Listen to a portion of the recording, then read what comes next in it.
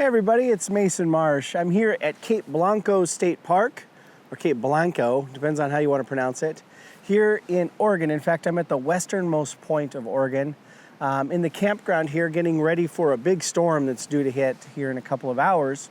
And while I had some time, I thought I would show you what's in my camera bag. I've had a few requests lately for an updated what's in my bag video, so if you won't pardon the wind noise, it's pretty windy here. We are going to go through my bag. So here we go. Let's start with the bag itself. This is the Mindshift Gear, which is a branch of Think Tank Photo. This is the Mindshift Backlight 26. So it's a 26-liter pack. I like the green color. It comes in green and black. I like that it doesn't look like any other camera bag, so I find that kind of interesting. But the main selling point for this bag for me is the fact that it's a backloading bag, and that's become more and more important the more I shoot outside in muddy environments like the Oregon coast. You can set your bag down face down and access your gear from the back, and you keep all of the parts that you're going to be wearing when you carry the bag. You keep them all clean.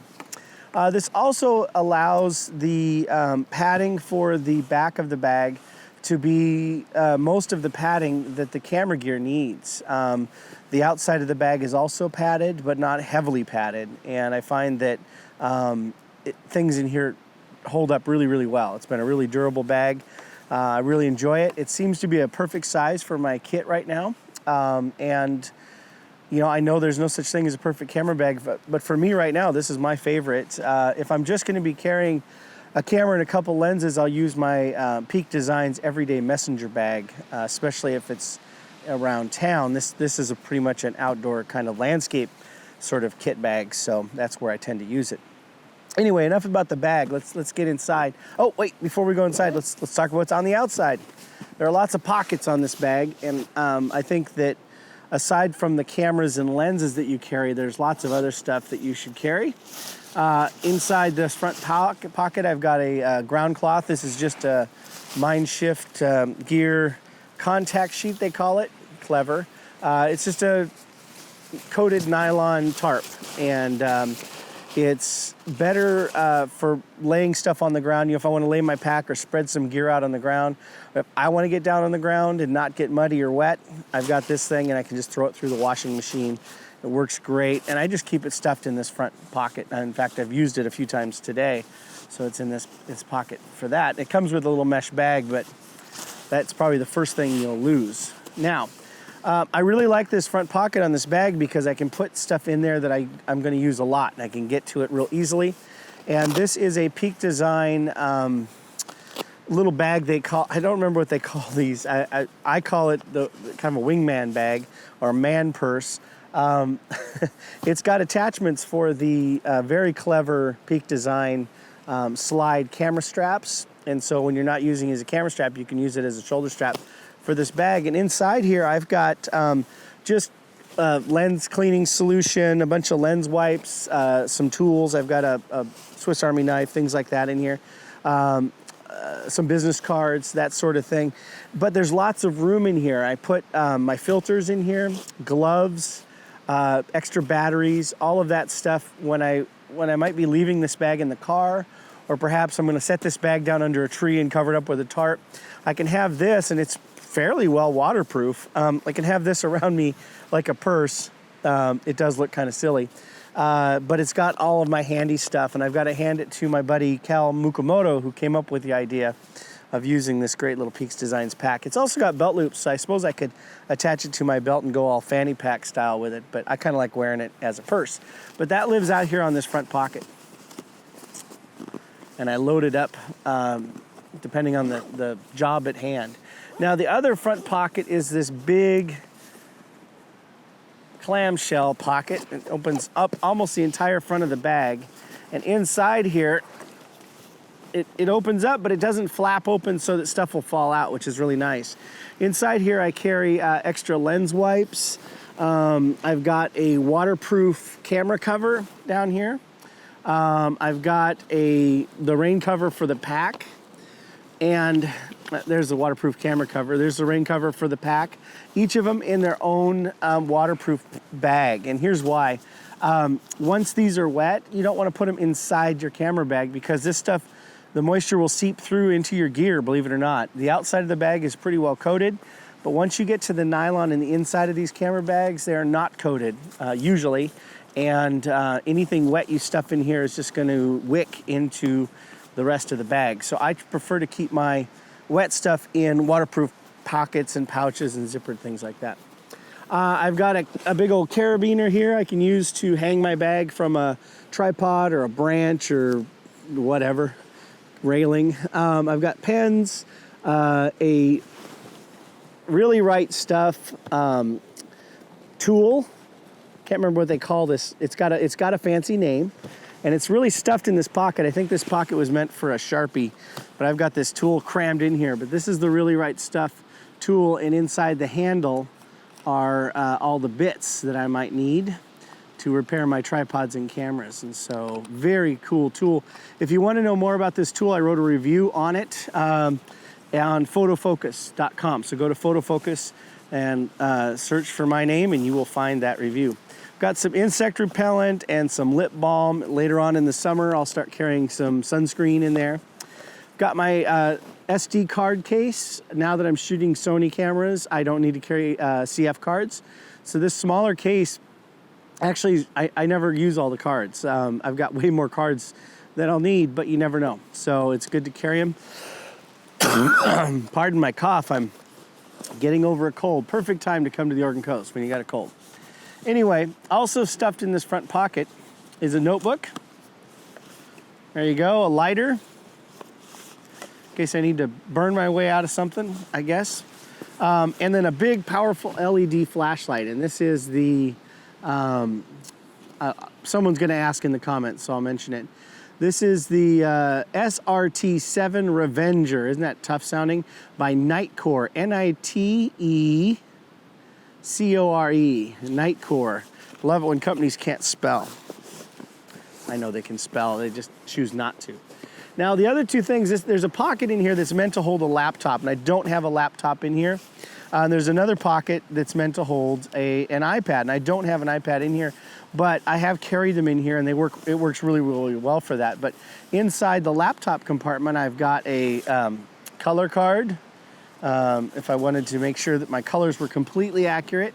And then I have two of these Westcott 14-inch pop-out reflectors. One is silver and white, and the other one is somewhat translucent, so it's a one-stop diffusion panel. Then I also have a Phoenix, F-E-N-I-X, headlamp, which I love. This is about a 250 lumen LED headlamp, runs on AAA batteries and lasts for a long, long time.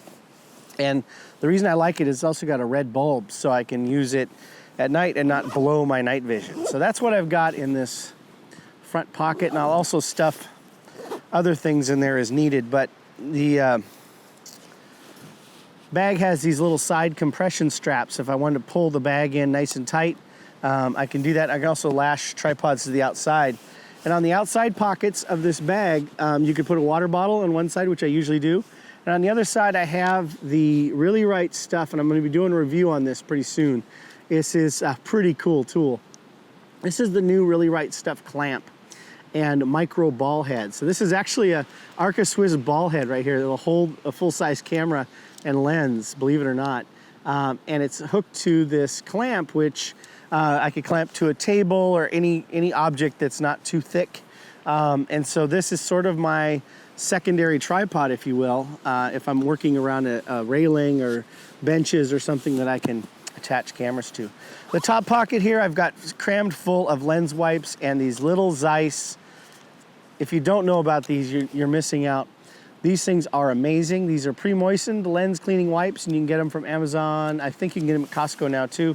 They're made by Zeiss, and they work super great for cleaning salt and stuff off your lenses when you don't want to just do a quick wipe with a microfiber cloth, which I carry a lot of those as well. So anyway, that's the outside of the bag. Let's go to the inside. This bag is, like I said, it's a great size.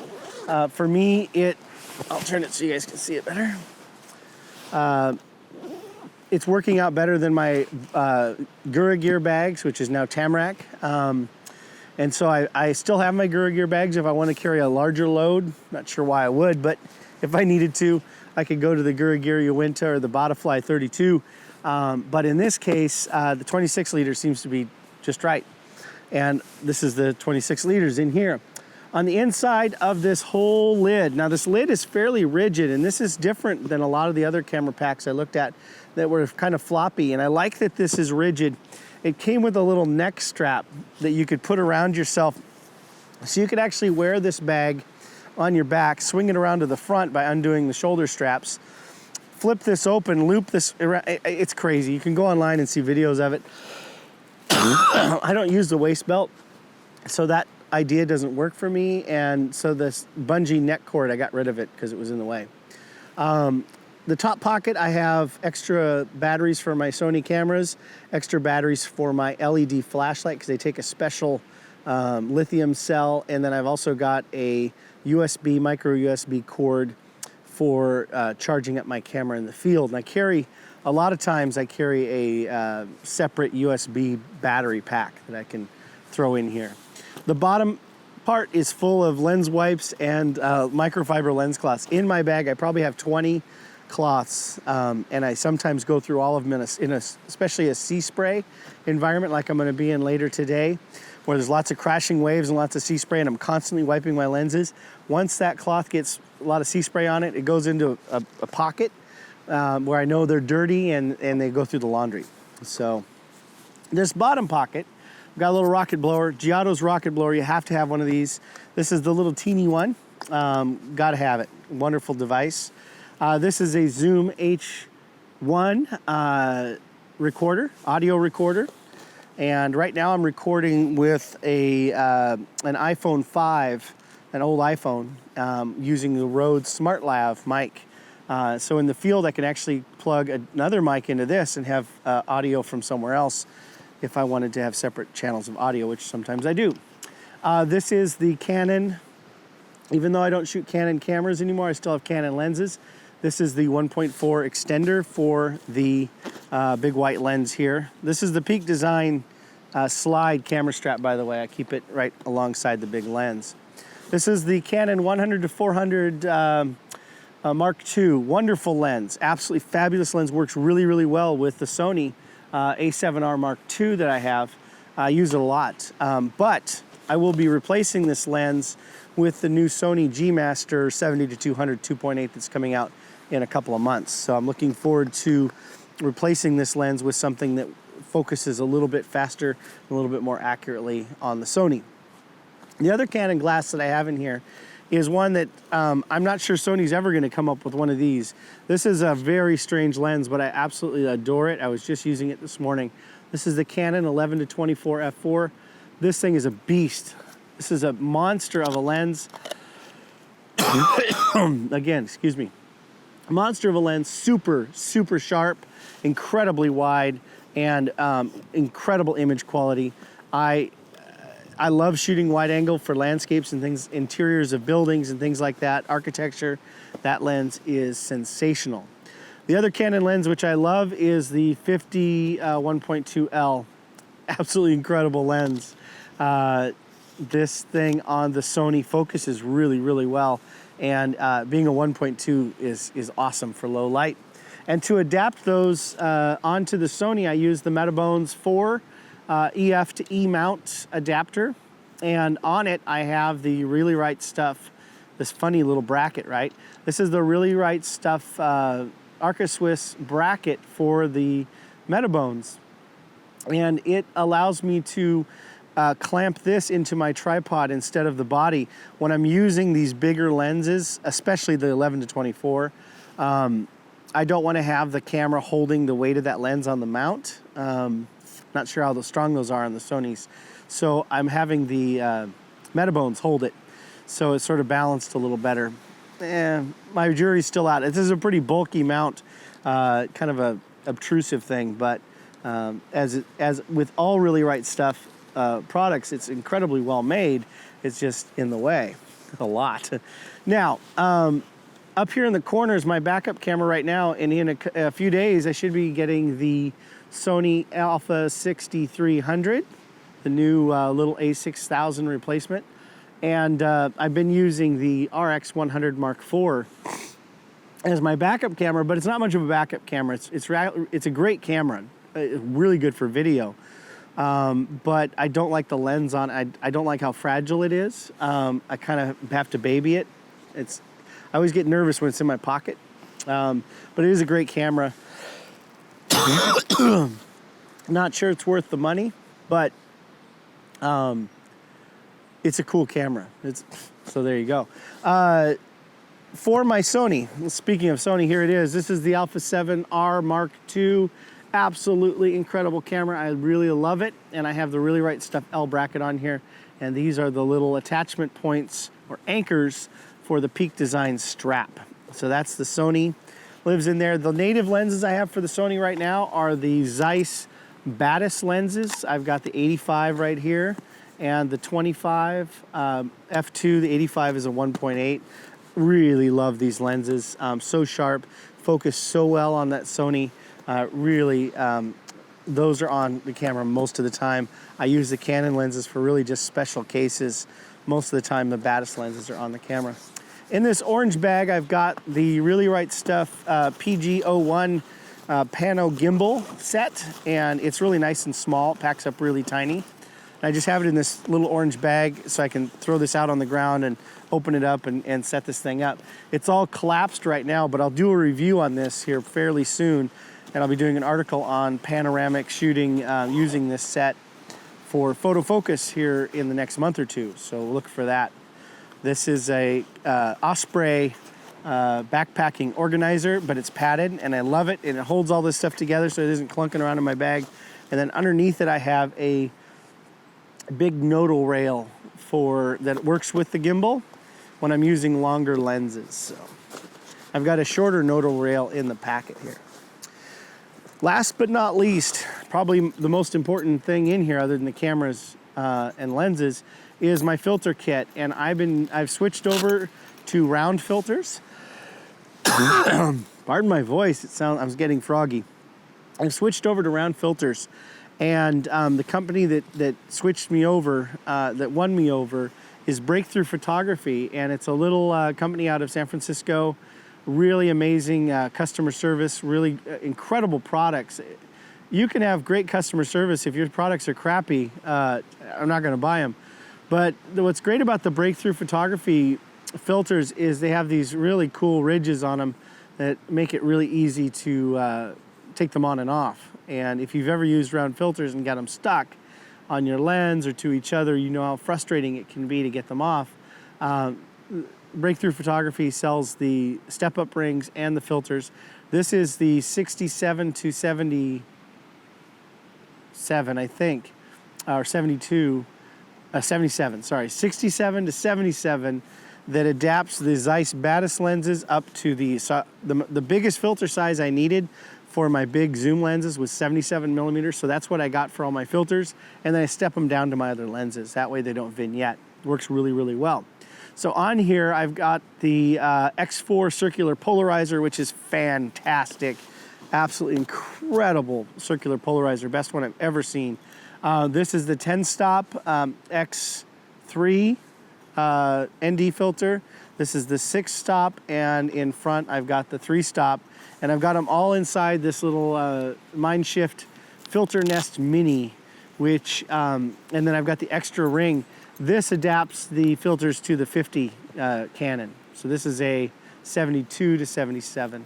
Don't use it much, but it's here in case I need it. This little filter pouch is really nice because I can take it out and put it in that purse or put it in my pocket. I can even clip it to my tripod if I want. Works really, really well, and it fits perfectly in this bag. And as you can see, everything fits in here really nicely. So the only lens that I've got that's not in here is the Canon 70 to 200 2.8 2. That lens and this 100 to 400 and the extender, I'm going to get rid of those in May, and I'll be replacing them with the new Sony G Master 70 to 200 f2.8 and extender set. So the bag will get a little bit more Sony, a little less Canon, but essentially it's going to look the same. And I think this bag will still work perfectly for that because the new Sony lens is about the same size as this Canon lens. That is it. That's the inside of my camera bag, and I hope you enjoyed it. It's a long video. I tend to talk a lot about gear, so there you have it.